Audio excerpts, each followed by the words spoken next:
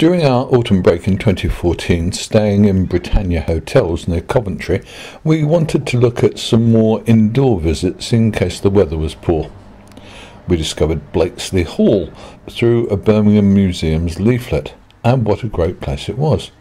It's a relatively small house to have survived over 4 centuries, and it really gives you good insights into the lives of people who might have been relatively well off, but not the super rich whose stately homes still dot the country. For visitors with time to take the house in properly, there's a lot of interpretive material around the place, and the house guides are helpful and interesting to chat with. They answered all our questions.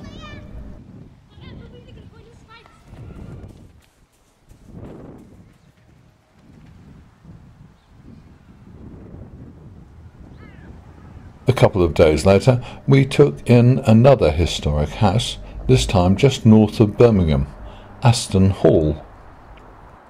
Behind me is Aston Hall. It's literally just a stone's throw away from Aston Villa football stadium.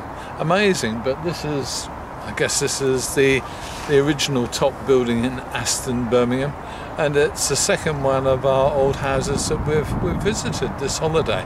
It's absolutely lovely and it's gorgeous inside, and it's something that until this year we never knew was here at all.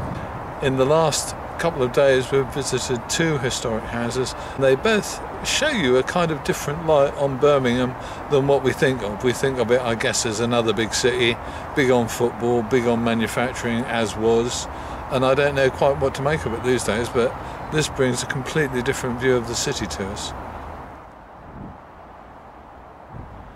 Both of these houses are owned and run by Birmingham Museums, and although admission is charged, costs are more reasonable than those charged by the National Trust houses in the area.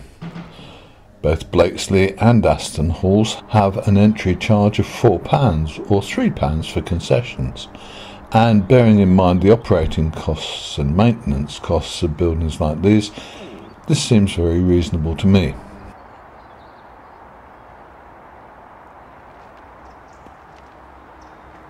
We found that a couple of hours took us comfortably around Aston Hall and out into the gardens, still warm though autumnal in this last week of October. Both houses are now closing for the winter, but they're both very worth remembering as places to visit for 2015.